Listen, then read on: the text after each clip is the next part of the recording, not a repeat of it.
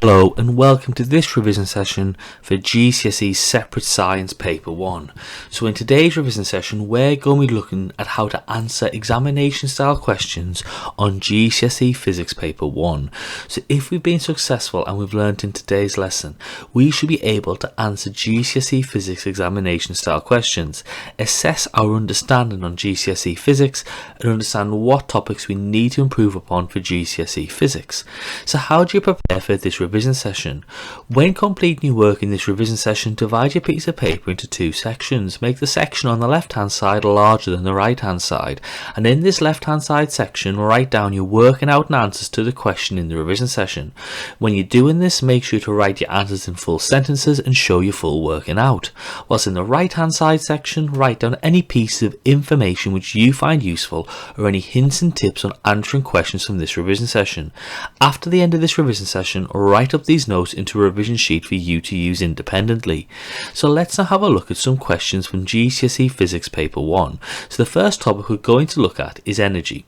So in 2021, a small battery-powered helicopter performed the first ever flight on the planet Mars. The mass of the helicopter was 1.8 kilograms. The helicopter then accelerated horizontally to its maximum speed. At maximum speed, the kinetic energy of the helicopter was 8.1 joules. Determine the maximum speed of the helicopter.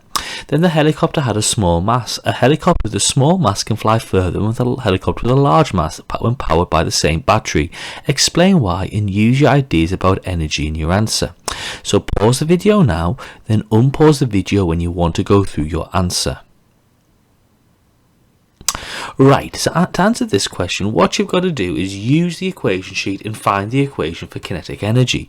So you'll see that for kinetic energy is equal to 1/2 times by mass times by velocity squared. So what you should be first doing is substituting the values from the question into that equation. So we know that the mass is 1.8 and we know that the kinetic energy is 8.1 joules. We can then rearrange it and make V the subject. So V is equal to the square root of 8.1 times by 2 over 1.8. What we've done there is make V the subject. We then work it through and we get V equals 3 meters per second. Now in the second question, you've got to think about the energy stores in the helicopter and how mass relates to it. So when a helicopter is moving, it's going to have a kinetic energy store. That's the definition of kinetic energy store. It's the energy store in a moving object. So the helicopter has with a smaller mass will travel faster for the same kinetic energy, because if it's 1/2 mv squared and the m is lower, okay, well v is then going to be higher. So therefore if the power output is then constant, that tells us that the helicopter can travel a greater distance in the same time. The next question says, figure 12 shows a solar powered fountain. Water is pumped from the reservoir, spraying out from the fountain and returning to the reservoir. Give one advantage of the fountain being solar powered rather than connected to the mains electricity. Then the solar panel has an efficiency of 0.30. Calculate the total energy into the solar panel when the useful energy out is 12,000 joules. So pause the video now, then unpause the video when you want to go through your answer. Right, so how do you answer this question? Well, it's important that you know the advantages and disadvantages of the different energy sources. So for solar power, what are your advantages? That it's a renewable energy resource, so therefore it will be easily replaced. Secondly, it won't contribute to global warming. It will not produce carbon dioxide, which is an advantage of solar power. And finally, because it's not using the mains, it won't have a live supply, so it reduces the risk of electrocution. Now in the second question, you've got to use your equation sheet and look for the equation for efficiency. So efficiency is equal to useful energy out over total energy in. So the first thing you do is you substitute the values into the equation. This proves that you know what the different values link to in the equation. So it'll be 0.30 equals 12,000 over the total energy in. We then rearrange it to make total energy in the subject. So therefore it's 12,000 over 0.3, which equals 40,000. So with this logic check, it makes sense because the total energy in should always be greater than the useful energy out, which it is. The next question says, a drop of water of mass 2 times 10 to the minus 4 kilograms leaves the fountain at a speed of 3.5 meters per second. Calculate the maximum height the drop of water could reach. Now, the drop of water does not reach the height calculated in the question because energy is dissipated to the surroundings. Why is energy dissipated to the surroundings? So pause the video now, then unpause the video when you want to go through your answer. Right, to answer this question, you'll first notice that it's 5 marks, so it tells us we're going to have to use multiple equations in this question. Now, the important thing to note is what's happening to the energy stores. So you'll notice that it leaves at the start with a speed, so it's going to have a kinetic energy store, but then it's going to be reaching a height, so therefore it's going to have a gravitational potential energy store. Now remember, we can assume that in this instance that the kinetic energy is at the start is going to equal the gravitational potential energy at the end. So let's take it in steps. The first step is to work out the kinetic energy. So you write down the kinetic energy equation from your equation sheet, which is a half mv squared. You substitute in the terms, so it's a half times by 2 times 10 to the minus 4 times by 3.5 squared. So we get our answer to be 0.001225 joules. Now, like we said before, the kinetic energy at the start equals the gravitational potential at the end because it's now rising upwards. So therefore we can say that the potential equals the kinetic and it equals mgh. We then substitute our values in. We've got mass, we've got our energy, we've got the strength of gravity g, so we can say h is equal to 0.001225 over 2 times 10 to the minus 4 times by 9.8 is 0.625 meters. Now, the next question is asking you why is energy dissipated. So that is when energy will leave our useful energy store and spread to the surroundings. So that will be work being done against the air resistance. Remember, work done means energy transferred, and it's due to the fact that the object experiences air resistance. The next question says, in 2015, the island of El Hierro became the first island to generate 100% of its electricity using renewable resources. Figure 11 shows how electricity is generated in a renewable way on the island. So the first question says, each of the 5 wind turbines is identical. This wind turbines are 60% efficient. Determine the power input to one of the wind turbines. So pause the video now, then unpause the video when you want to go through your answer. Right, so how do you answer this particular question? Well, like we said before, you're going to have to link the efficiency to the power in and the power out. So if we use our equation sheet, we'll see that efficiency is equal to the useful power out divided by the total power in. So that allows us to then work out what it's going to be. But before we can do that, we've got to work out what our power output is going to be. So you'll notice that it says the maximum total power output of the wind turbines is 11.5 megawatts. So the first thing to note is we've got to convert megawatts into watts. So we then have to multiply 11.4 times by 10 to the 6 because mega means times 10 to the 6. The next thing to note is that it says it's for 5 wind turbines, but we want to be looking at just one wind turbine. So we've got to divide the value by 5. So we get 2280000. We can then sub it into the efficiency equation. Now again, remember, if we're using efficiency and you give it as percentage, to then pop it into the equation, you divide it by 100 because percentage means divide by 100 or out of 100. So therefore 60 becomes 0.6. So therefore we can say 0.6 is going to equal 2280000 divided by the power input. We then rearrange it to make power input the subject, and therefore we get it out to be 3800000. The next question says, suggest why water is pumped up to the higher reservoir at night, and then explain why El Hierro also has diesel generators that can generate electricity. So pause the video now, then unpause the video when you want to go through your answers.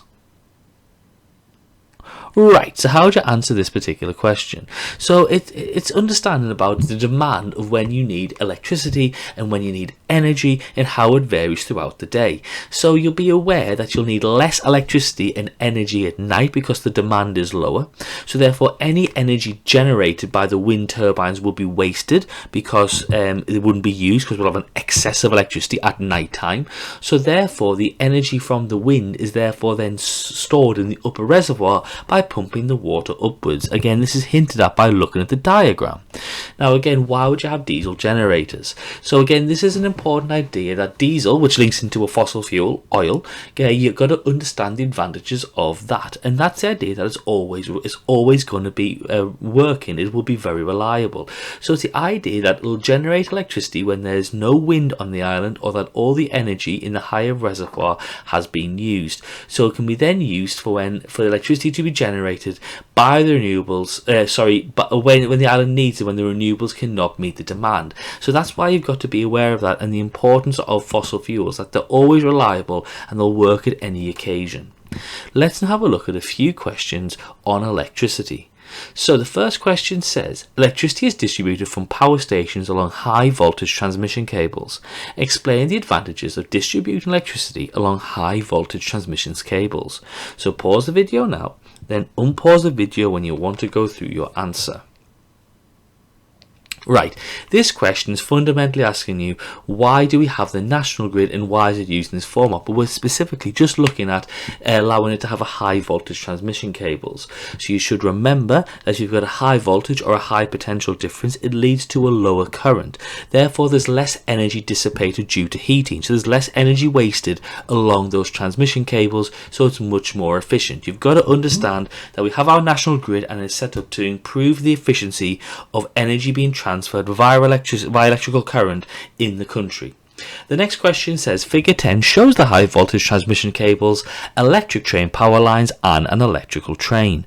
So when the train accelerates, the power of the train is 7.2 megawatts. Determine the current provided to the train by the electrical train power lines when the train accelerates. So use the equation sheet to help you. So pause the video now, then unpause the video when you want to go through your answer. Right, again, this question relies on you using your equation sheet. So it's important to note that we can work out our value, work everything out from the equation. Power is equal to potential difference times by current. Now, the first thing we do is we substitute values into this equation. Now, the first thing to note is we are told the power, but it's 7.2 megawatts. So we convert that into watts by timesing the value of 7.2 by 10 to the 6, because that's what mega means, by 10 to the 6. We also have the potential difference for the electrical power lines. You can see on the diagram, it's clearly labelled for the power lines to be 25 kilowatts. Now, kilo means 1,000, or 10 to the 3. So we convert 25 kilovolts to 25 times by 10 to the 3. Once we then subbed our values in, we rearrange it to show that we can rearrange the equation and sub the values in correctly, and we get our answer to be 288 amps. The next question says, figure 13 shows an electrical kettle with a metal case. The kettle contains a heating element which is used to heat water. The kettle is connected to the 230 volts main supply.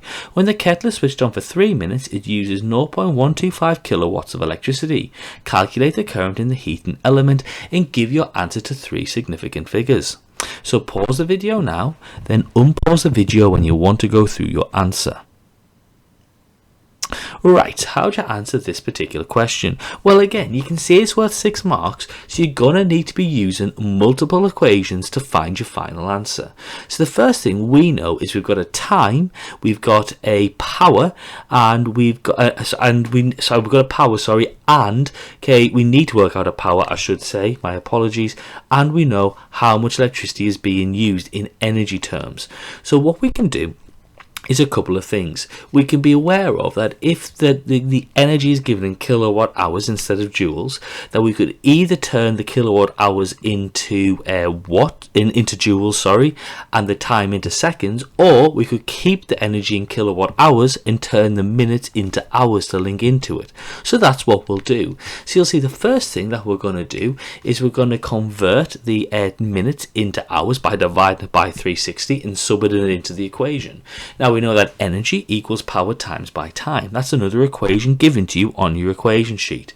So therefore we can work out power by doing 0.125 over 0.05, so we get the answer out to be 2.5 kilowatts, because again it was kilowatt hours, so it gives us our answer in kilowatts.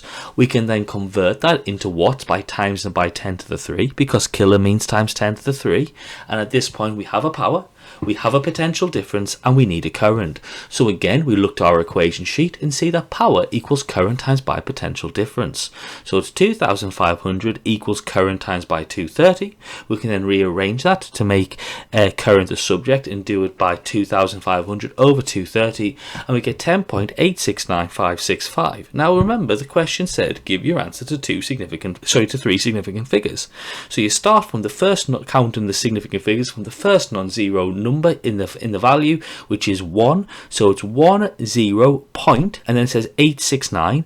So at that point it rounds that last one to 9, because the 6 will round the 8 to 9. So the answer therefore is 10.9 amps. The next question says, figure 8 shows a smartwatch that has a rechargeable battery. The fully charged battery stores 2160 coulombs of charge. Calculate the maximum energy the battery in the watch can transfer.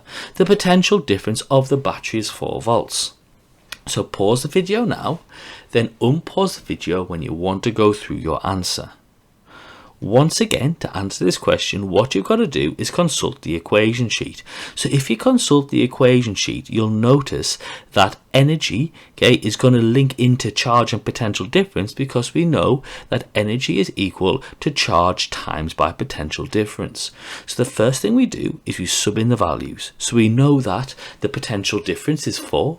We then know that the charge is 2160. We then multiply the two numbers to get the final answer to be 8640 joules. The next question says the minimum current from the battery in the watch is 5 times 10 to the minus 3 amps. Calculate the maximum time the watch can be used before it needs recharging, and give your answer in hours. And then give 2 reasons why the time the watch can be used before it needs recharging is not always the same. So pause the video now, then unpause the video when you want to go through your answer. Right, you'll notice here that this is worth 4 marks, so there's going to be a trick to this particular question. Now the trick is given in the actual question where it says give the answer in hours. So what we'll be doing is we'll be using an equation from the equation sheet to work out the value of time, but it'll give the value of time in seconds. So we'll then need to convert that time in seconds into hours. So the first thing we do is we notice we've got current. We know that we had a charge from the previous part of the information of the question, and we look at our equation sheet and we can see that current is equal to charge over time. So the first thing that we do is pop in the values into the equation. So 5 times 10 to the minus 3 equals 2160 divided by time. We then make time the subject by rearranging the equation. So time is equal to 2160 over 5 times 10 to the minus 3. We then work it all through and show that our answer is 432,000 seconds, but the question wants the answer in hours. So we've then got to convert this into hours by dividing it by the number of seconds in an hour, which is 60 times by 60, which is 3,600, which equals 120 hours. Now the next question is asking why it can't be the same. Now this also just links into common sense and your understanding of how things work in the real world. So answers could include that it does depend on what the watch is being used for. So if it's being used for a number of things at once, it will use up more charge than if it was being used for very minimal things. And then finally as well, think about it as well, the amount of energy stored in the battery may change, because the maximum charge the battery can store over time goes down, because as you be aware, the more you use batteries, the less charge they can hold. The next question says, a student tested a heating element. Figure 9 shows the circuit symbols for the equipment used. So the first question is plan an experiment to investigate how the current varies with potential difference for a heating element. Your answer should include a circuit diagram. So pause the video now, then unpause the video when you want to go through your answer. Right, so how do you answer this particular question? Well, the first thing to note is we're looking to see how current varies with potential difference for a heating element. And you're given a lot of help because you're given all the equipment that you need. So the first thing to do is to draw a circuit diagram. Now, the important thing to note is the ammeter should always go in series to measure current, and the voltmeter should always go in parallel with the object you're measuring, in this case the heating element, to measure the potential difference. So you'll see here our circuit diagram, which has our battery, our variable resistor, our ammeter in series, our voltmeter in parallel with the heating element, and our switch. Now for GCSE Physics, any plan should include the following things. It should include a very basic outline as to what the method is going to be and a step-by-step guide of how to do it correctly. Secondly, it should include what the measuring instruments are, and then finally what they are measuring. So and then how you will use the results once you've got them. So you'll close the switch, the variable resistor is in series, the ammeter is in series, the voltmeter is in parallel with the heating element. You have your variable resistor, like we said, in series, and you vary the resistance using the variable resistor. You'll record the potential difference on the voltmeter. You'll record the current on the ammeter. You'll do it for different values of resistance by moving the variable resistor, and then you can reverse the polarity of the battery and repeat it again. And then finally, you'll plot a graph of potential difference against current against potential difference, and then you're fully satisfied the question. Now, again, a tip I will give you when writing out a plan is make sure you segment it into paragraphs so it's very clear and very logical in the order which you write it. The next question says, explain one safety precaution the student should use in the investigation, and then figure 10 shows a graph of current against potential difference for the heating element. Explain the shape of the graph in figure 10. So pause the video now, then unpause the video when you want to go through your answer. Right, so how do you answer this particular question? Well, it's very important for all required practicals you know the safety precautions, so what you got to do to keep yourself safe. So the first thing you would do is you would wear gloves because, as you'll be aware, the heating element will get hot over time. Or you would just say simply you wouldn't touch the heating element, or you wouldn't use the heat-proof mat because the heating element could cause you to get burns because it's going to get very hot. The next question is asking you to explain the shape of the graph, and you've got to be able to do this for all current potential difference graphs. So just as a bit of a thing to remember, in a current potential difference graph, the gradient is the opposite of resistance. So when the gradient gets flatter, the resistance goes up. So you'll see here that as the current increases, the temperature of the heating element increases, and you can tell that by the fact the gradient is leveling off. So that tells us the current is increasing at a smaller value, so therefore the resistance is going up.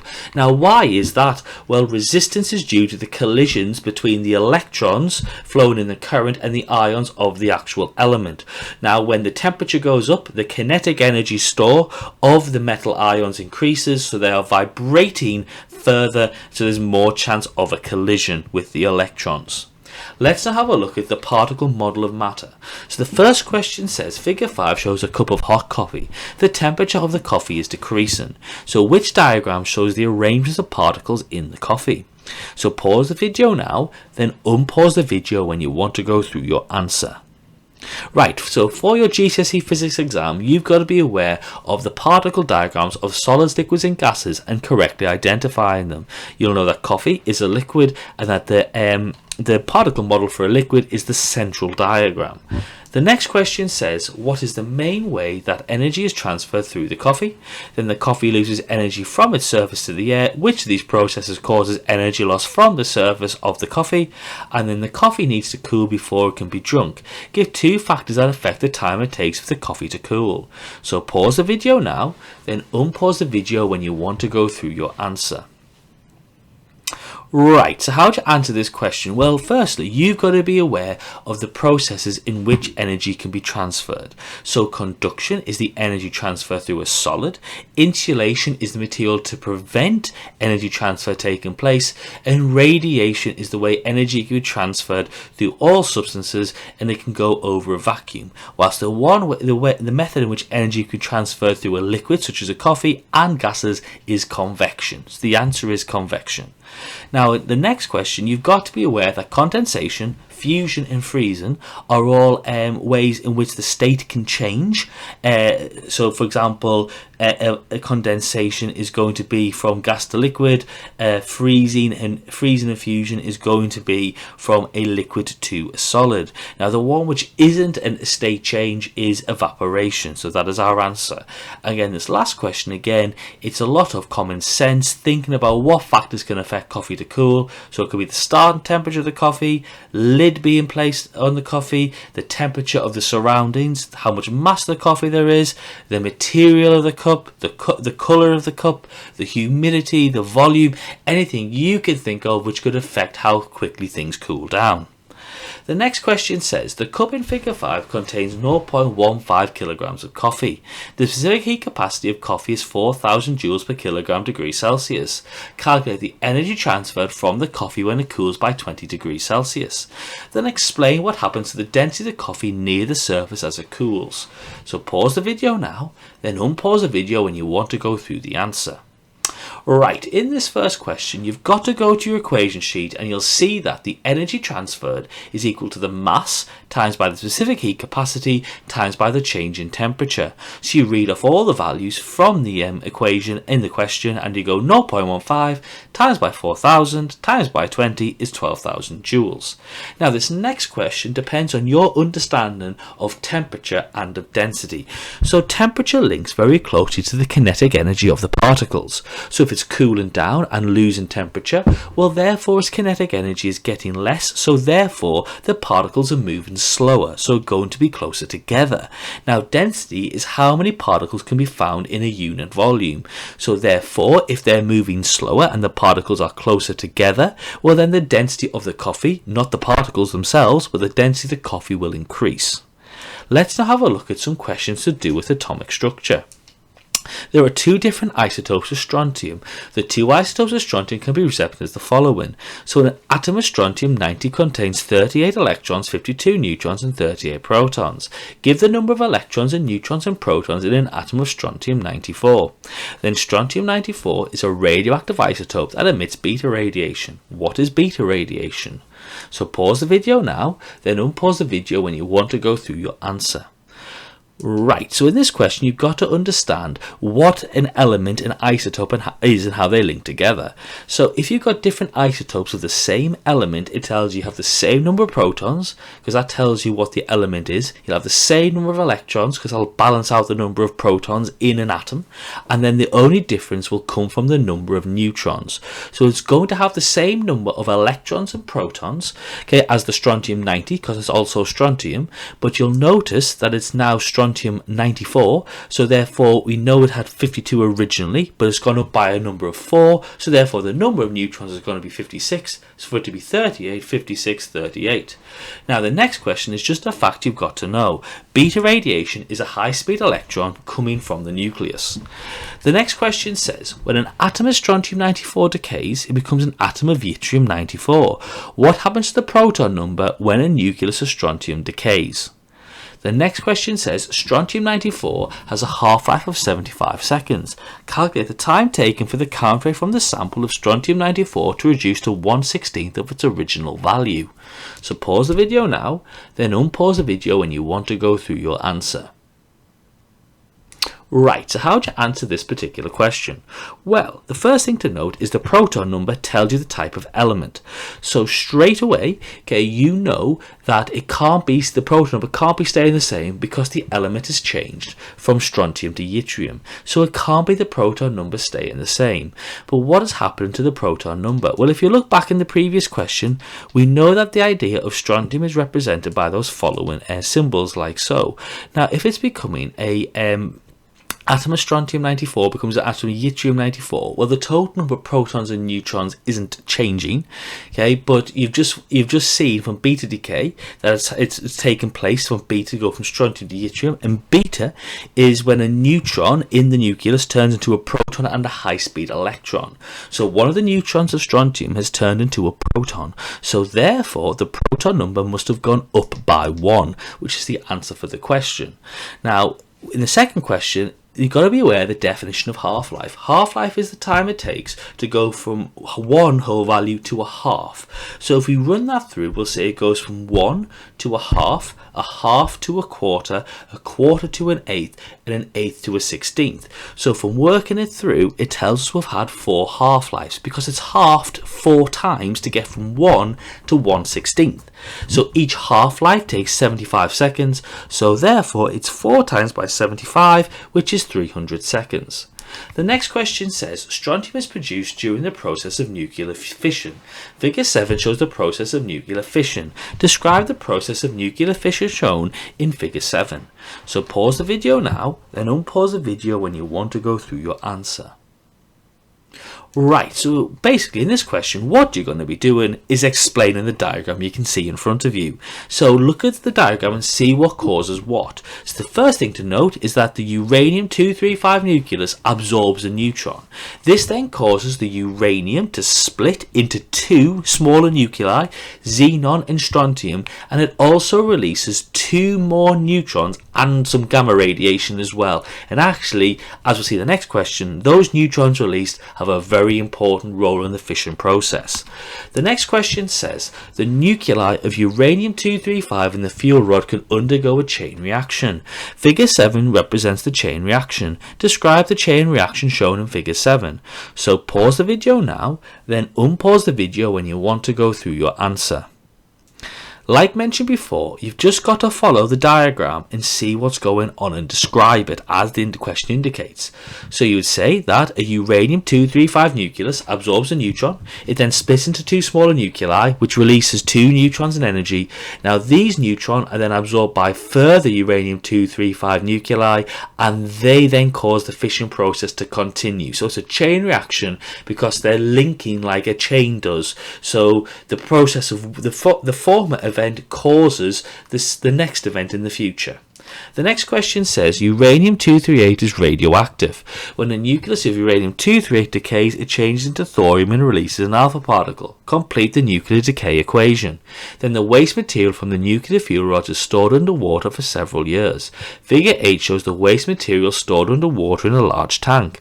The waste is very radioactive and some nuclear fission will still happen. Explain why storing waste underwater makes it safer. So pause the video now, then unpause the video when you want to go through your answer.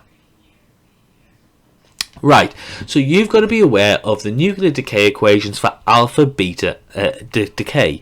Now for alpha, you've got to be aware that alpha is 4 on the top and 2 on the bottom, and that the top numbers should equal each other and the bottom number should equal each other. So if it's 238 at the start and you've got 238 in total at the end, it's 4 on top of the alpha, so therefore the thorium is 234, and if it's 92 at the start for the uranium and the total on the other side is going to be 92, alpha takes 2 of them, so thorium takes 90. So you can see what the answer should be.